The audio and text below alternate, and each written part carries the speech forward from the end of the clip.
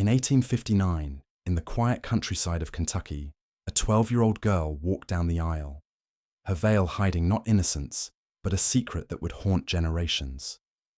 Her groom was not a boy her age, nor even a distant cousin, but her own uncle. Their marriage was more than taboo. It was a calculated union of blood, inheritance, and silence, leaving behind one of the darkest stains in America's family history. Welcome to Eerie Records, where history is stripped of its polish and revealed in all its shadows. Tonight, we uncover a chilling story buried beneath America's past, the child bride who married her uncle, and the inbred legacy that followed. Before we begin, tell us in the comments, where are you watching from, and what time is it right now? Subscribe and join the Dark Family, where forgotten sins and hidden histories come alive every week. The mid-19th century in America was a world caught between progress and tradition. In cities, factories, and railroads rose, yet in rural Kentucky, life remained bound by land, family, and strict religion. Families lived in isolation, their fates tied to property and bloodlines.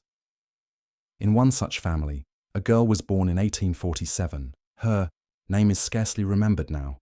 Records are thin, whispers even thinner. But the fragments that survive describe her as frail, with dark eyes that betrayed a childhood cut short. By the time she was 12, she was already spoken for. Her uncle, a man more than twice her age, held both land and influence in their small county. He was a farmer of stern character, known to read scripture by lantern light, twisting passages to justify what society whispered against. For him, marriage to his niece was not about love. It was about control. He sought to keep wealth and inheritance within the family, sealing property and blood in the most unholy of contracts. Kentucky, law at the time was murky. Marriages between close kin were not entirely uncommon. Cousins often wed to preserve land. But uncle to niece? Even in the 1850s, it was considered a perverse act, a violation of both moral law and God's will. Yet in rural isolation, where families guarded secrets tighter than coffins, such unions could slip into shadow without consequence. The girl's mother, herself bound by duty and silence, did not resist. Women of that era had little voice. Objections were drowned beneath sermons of obedience and survival. And so, while the world outside moved toward modernity, inside a dim wooden church, preparations for a wedding began. Neighbors muttered, some with disgust, others with resignation. But few dared intervene. To challenge a man of standing in such communities was to invite ruin. Fear silenced tongues, and the child's fate was sealed. At 12 years old, she was fitted into a dress sewn by women who pitied her, yet stitched with hands unwilling to resist. Behind the white fabric was not purity, but entrapment. Behind the hymns was not blessing, but silence. Thus began one of the most unsettling unions in America's history, a marriage that would echo through whispers, birth records, and the twisted legacy of a family bound by blood in the most literal sense. The wedding day would mark the end of childhood, but also the beginning of something darker, and as the church bells tolled, the town's shadows grew deeper. It was a humid afternoon in June of 1859, when the church pews filled with uneasy souls. The wooden chapel, perched on a hill above rolling Kentucky farmland, was draped with wildflowers. From a distance, it resembled any other rural wedding. But inside, beneath the smell of pine and candle wax, the air was heavy with dread. The bride, only 12, entered with hesitant steps. Accounts describe her as trembling, her veil clutched tightly in her hands. Some said her eyes were wide with fear. Others insisted she seemed almost dazed, as though she had already retreated deep within herself. The groom, her uncle, stood at the altar, composed and commanding. He was in his late 30s, a man hardened by years of farming and scripture. His gaze was cold, not tender. The congregation watched, torn between scandal and fear. A few whispered prayers under their breath. Others refused to look directly at the child. The minister presiding over the ceremony was himself conflicted. Records suggest he later confessed unease, but in the 1850s, the authority of family and property often outweighed moral objections. He read the vows without falter, sealing a contract that blurred the line between marriage and imprisonment. When the rings were exchanged, a chilling silence fell. Unlike most weddings, there was little celebration, no joyful outcry, no cheerful applause. Instead, there was a strained stillness, as if the community had just witnessed something unnatural. The reception that followed was muted. Guests ate cornbread and stew in wooden bowls, their conversations clipped and hushed. The child bride sat at her uncle's side, barely touching her food. He, however, seemed content, his goal accomplished, his grip on land and legacy secured. Outside, children played in the grass, oblivious to the gravity of what had just taken place. Inside, adults avoided each other's eyes. A few women shed quiet tears, but none dared speak aloud. The girl returned home, not as a daughter, but as a wife. Her bedchamber was moved. Her duties shifted. She was thrust into a role her body and mind could not yet comprehend. That night, as lanterns flickered in the farmhouse, whispers carried across the fields. Some said the union was cursed, that no good could come from bloodlines twisted together. Others shrugged it off, resigned to the power of men and the silence of women. But the truth was undeniable. In June of 1859, a crime had been committed, not by knife or gun, but by vows and silence. And though the law turned its gaze away, the consequences of that day would linger, not just for the child, but for generations unborn. On a humid summer morning in 1892, the people of rural Kentucky gathered near a small wooden chapel. The sun had barely risen, yet whispers already moved faster than the breeze. Everyone knew what they were about to witness, yet no one had the courage to intervene. A girl, barely 12 years old, would be bound in matrimony to her uncle, a man more than twice her age. The chapel itself stood as though reluctant to host the affair. Its decaying wood creaked under the weight of curious townsfolk, and the faint scent of mildew hung in the stagnant air. The preacher, his hands trembling slightly, prepared to recite vows he himself could barely stomach. He knew the whispers of sin, the passages of scripture that condemned such a union. Yet, in that small corner of America, the law was fragile, and bloodlines often blurred.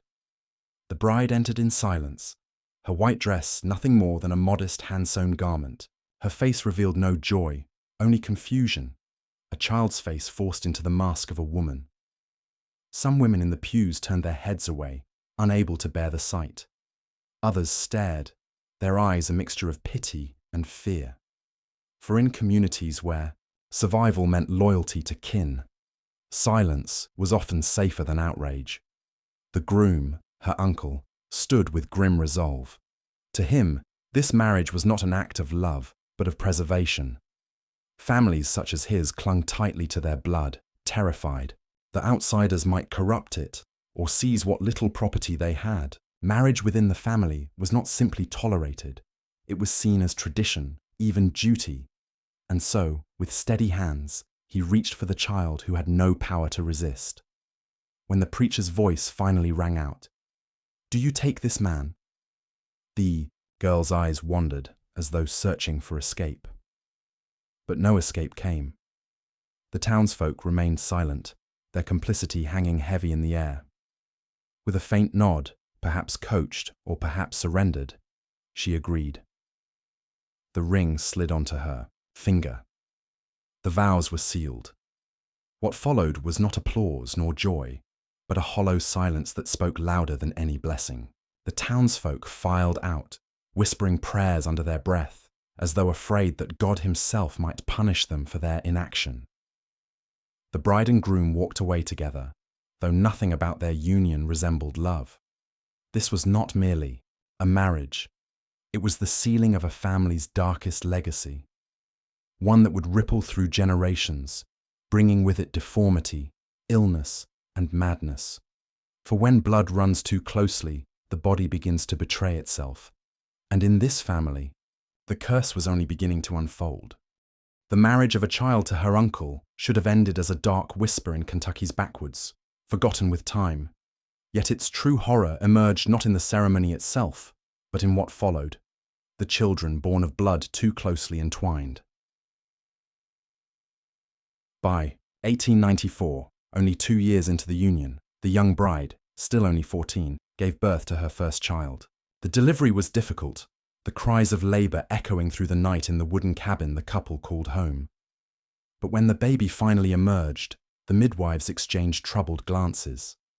The child's skin bore a strange pallor, its limbs unusually frail, as though nature itself resisted this joining of kin. Over the following years, more children followed. Each arrival deepened the townsfolk's unease. Some were born with misshapen features, others with frailties that kept them bedridden. Local doctors whispered of weak stock, though none dared speak the truth openly. Inbreeding was no stranger to the hills, but here the evidence was undeniable. The family's obsession with preserving their bloodline had instead cursed it. Neighbors began to keep their distance. Children in the village were warned not to play too closely with the uncle's brood. In the harsh judgment of rural society, innocence was no shield. Even those healthy enough to walk and speak carried the stigma of their origin, forever marked as outcasts.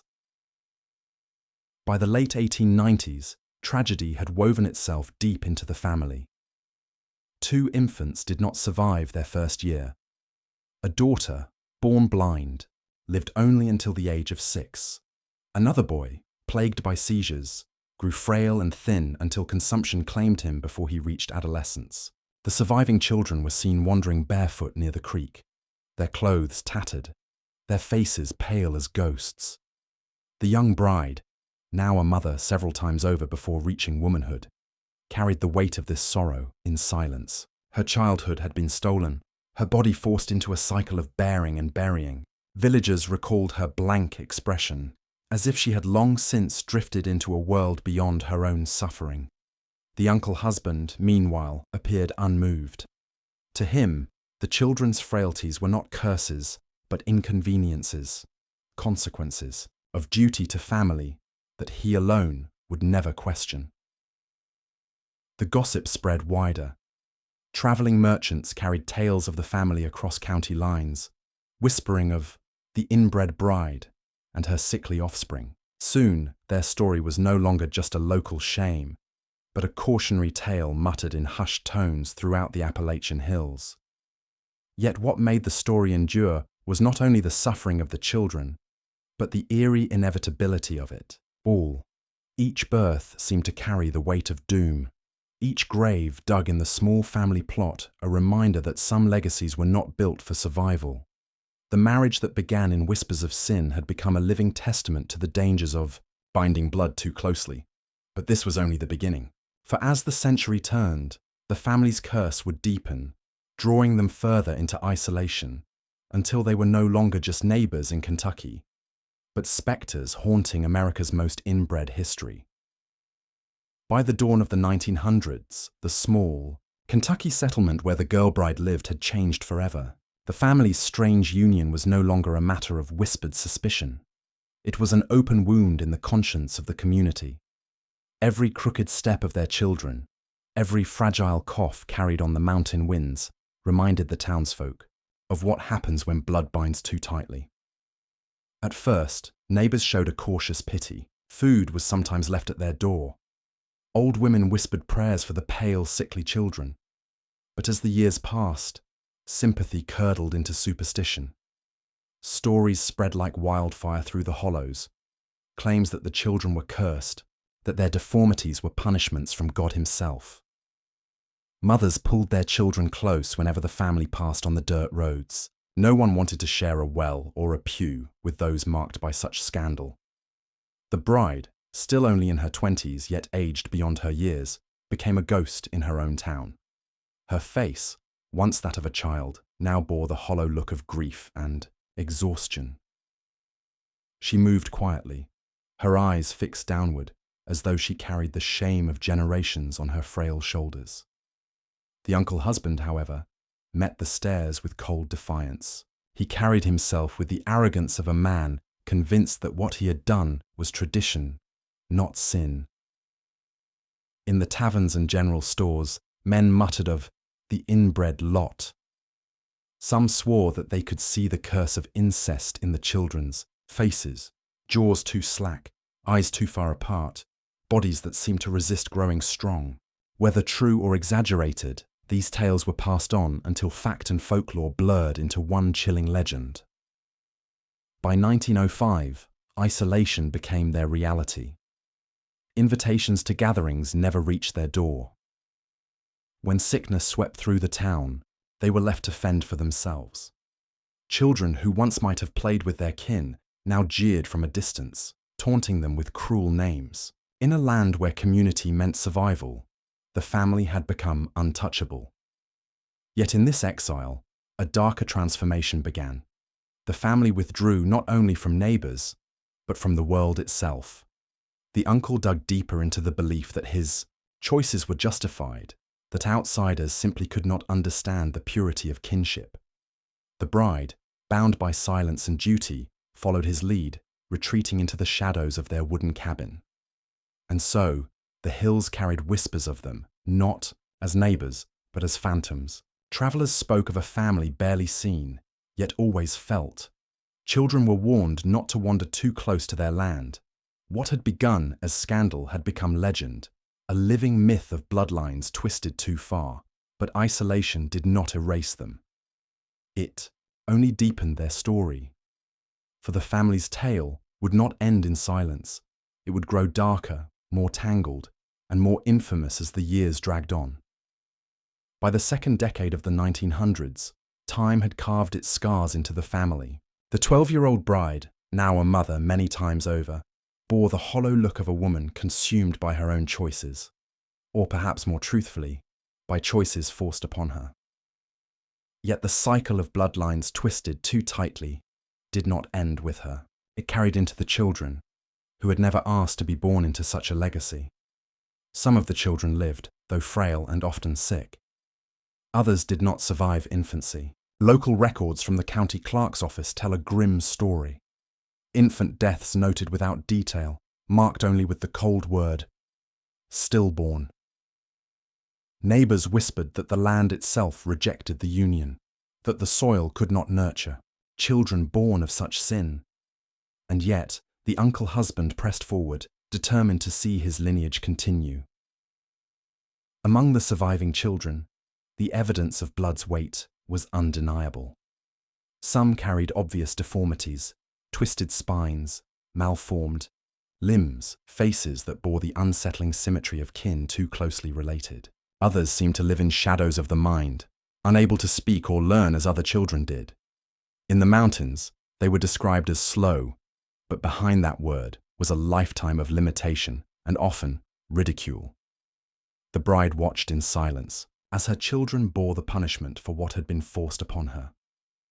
Each cry in the night, each fit of sickness, each cruel laugh from townsfolk was a reminder of the bargain made when a child was given to a man twice her age and bound by law to both husband and kin. But the darkest part of this legacy was not merely in their bodies, it was in their future. Isolated from the town, shunned by neighbors, the children grew up with no companions but one another. And in that suffocating loneliness, the very pattern that had cursed their mother began to repeat. Brothers looked to sisters, cousins to cousins, the line folding in upon itself once more. This was the true horror of such unions, not just the deformities or the illnesses, but the way isolation ensured that the next generation would repeat the sins of the last. What began with one marriage between a girl and her uncle became a chain of entanglements, stretching forward into time, tightening around each child born into it. By the 1920s, the family had become more rumor than reality. Rarely seen in town, they lived on the edge of maps and of memory. Yet their existence was undeniable, etched into birth records, death records, and the quiet gossip that spread across the Appalachian hills. The children, now older, carried with them both the physical scars of inbreeding and the invisible scars of abandonment. The bride herself, though still alive, was little more than a shadow of her former self. She had once been a girl with dreams, stolen from her at 12 years old. Now she was the matriarch of a legacy drenched in sorrow, an unwilling architect of a cycle that seemed impossible to break. By the 1930s, the family that had once shocked an entire county had retreated so deeply into the shadows that they were rarely seen. Yet their absence did not erase them. Instead, the story of the 12-year-old bride and her uncle began to take on a life of its own, twisting into something half fact, half legend. The townsfolk who remembered the wedding as children were now adults themselves, and when they spoke of it, their words were wrapped in caution. Mothers whispered the tale to their daughters as a warning: do not wander too far into the hills, for the cursed family still lingers there. Men told the story by firelight, their voices dropping low, claiming they had once glimpsed strange, pale children with vacant stares and bodies bent by fate. The inbred bride became more than a woman. She became a spectre. To some, she was a victim, forced into a life she never chose. To others, she was complicit, a dark matriarch who allowed the cycle to continue. And as with all legends, the truth was blurred, made heavier with each retelling. Local folklore painted her as an omen. If one caught sight of her in the woods, thin, hollow-eyed, her hair tangled like the roots of a tree, it meant death would soon follow. Children dared each other to approach the edge of her homestead, to call out her name and wait for a response. They never received one, but the silence was worse than any sound. In church sermons, her story was used as a lesson in morality. Pastors thundered about the dangers of sin, pointing to the family in the hills as living proof of what happens when bloodlines are defiled. The deformities of her children were not seen as medical consequence, but as divine punishment. Newspapers of the time occasionally whispered about them too. Small-town columns, buried deep in local pages, noted mysterious deaths, unregistered children, or unclaimed land disputes connected to that family. But no reporter dared publish the full account. Perhaps it was fear of slander, perhaps it was fear of retribution, or perhaps even then the story was too grotesque to commit fully to print. By the time the Great Depression gripped America, their name had already dissolved into something else, an echo, a cautionary tale that mothers used to hush their children at night. The bride, now well into middle age, was no longer seen at all. Some said she had died and been buried in an unmarked grave near the homestead. Others swore they saw her ghost wandering the dirt paths at dusk. The line between reality and folklore had blurred so completely that no one knew where fact ended and legend began. And perhaps that was the most haunting legacy of all, that the real suffering of a child bride, forced into a grotesque marriage, was slowly erased and replaced by whispers, superstition, and shadow. Her tragedy became entertainment, her pain transformed into parable, and while the people of the town moved on, the family remained trapped, living reminders of a story no one dared tell in daylight, but that everyone repeated in the dark. By the 1940s, whispers of the inbred bride had become faint, drifting further into the margins of memory. Yet those who lived closest to the hills swore that traces of the family remained. A crumbling homestead stood as the last evidence of their existence, its roof caved in, windows shattered, and walls covered with the stains of years gone by. The bride, once a pale 12-year-old forced into marriage, had grown into a frail woman whose body carried the toll of her life's choices, or, perhaps more accurately, the choices forced upon her. Witnesses who claimed to have seen her in her final years described a figure hunched and ghost-like, her eyes vacant yet heavy, as though she was forever caught between the living and the dead. She rarely ventured beyond her decaying home, and when she did, it was only to fetch water or tend to the few animals that hadn't succumbed to neglect. Her children, many of whom bore the unmistakable signs of generations of intermarriage, were rarely seen in public. Some died young, their bodies unable to endure the frailty passed down to them. Others, though alive, existed in silence. Strange, withdrawn, and avoided by the townsfolk who muttered prayers under their breath when passing the homestead. For those who did survive into adulthood, there was no escape.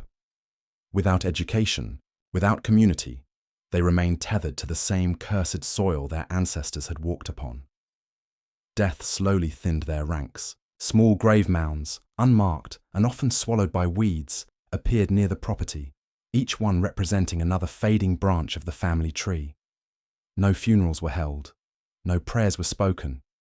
Their burials were carried out quietly, under the cover of night, as though the family themselves sought to bury not only their dead, but the shame attached to their name. By the early 1950s, the inbred bride herself was gone. No official death record exists. Her life, like her marriage, remained undocumented by the state. Some say she passed quietly in her sleep, her body finally giving in to years of frailty. Others whisper darker tales, that she vanished into the woods one final time, never to return, her remains consumed by the earth that had both sustained and cursed her. Her descendants, scattered and few, either died out or merged into nearby communities, their names changed, their lineage hidden. The homestead was eventually abandoned, left to rot until it collapsed into nothing more than splintered wood and rusted nails. By then, her story had slipped almost entirely into legend, carried on only by whispers and fragments of memory.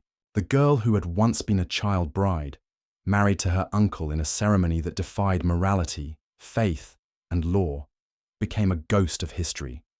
She left no written words, no testimony of her suffering, no voice of her own. Only others told her story, reshaping it until the truth became as warped as the family tree itself. And in that silence, in that erasure, lies the most haunting truth of all.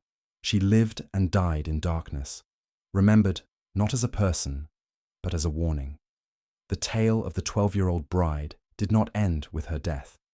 Instead, it seeped into the soil of Appalachia, passed from generation to generation as a story parents whispered to their children when warning them about sin, shame, and secrets best left buried. Her life became less of a biography and more of a cautionary tale, though few could separate fact from folklore. For historians who dig through the fractured records of that era, the girl's story is an unsettling reminder of how communities once policed themselves with silence. Lawmen, clergy, and neighbors knew what had happened. They saw a child forced into marriage. They saw children born of incest. And yet, the silence remained unbroken. The world outside did not intervene, because the world inside those mountains did not allow it. To betray the family was to invite ruin upon yourself. Her marriage to her uncle was not simply a grotesque union. It was a reflection of power dynamics that stretched beyond bloodlines. Men who ruled their households with an iron grip cloaked their violence in the name of tradition. Women and children, stripped of rights, became pawns in a system where loyalty to kin was valued above morality, and survival often excused the unthinkable. Yet, as the years passed, shame transformed into a kind of folklore. The family became ghosts in their own land, talked about, mocked, and judged, yet never fully understood. Outsiders who stumbled upon the tale of the inbred bride often twisted it into grotesque entertainment, stripping away the humanity of the girl herself. Her suffering was reduced to whispers and jokes, while the deeper horror, the failure of an entire community to protect her, remained overlooked. In many ways, her legacy reveals more about America than about her alone. It tells of a country that has always had shadows, where poverty, isolation, and secrecy created hidden worlds outside the reach of the law. These places gave rise to stories that sound too disturbing to be real, yet they are very much a part of the nation's past. Perhaps the most haunting legacy is how her children vanished into anonymity. Their names are forgotten, their graves unmarked. It is as though history itself conspired to erase them, leaving behind only a chilling tale that clings to the mountains like mist. And in that erasure lies the ultimate punishment, to be remembered.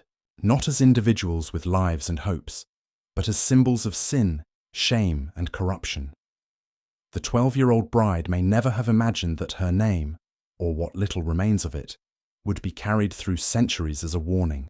Yet that is precisely what has happened.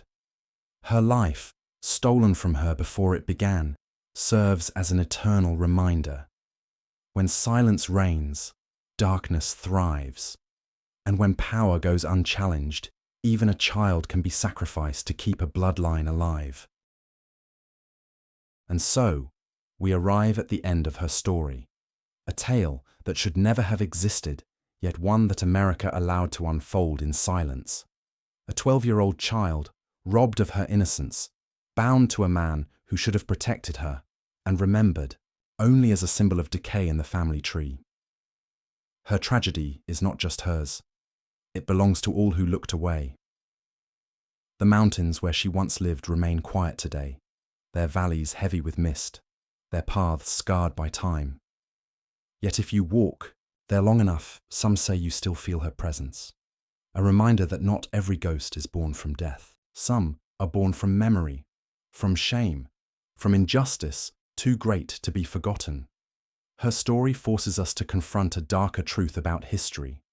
The sins that thrive in secrecy do not vanish. They echo. They stain the land and linger in bloodlines, long after the people themselves have turned to dust. For every whispered folktale of an inbred bride, there is a real child whose life was stolen, whose suffering was real.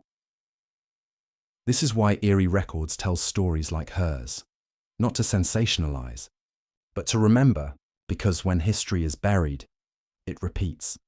When silence is chosen over justice, another child suffers.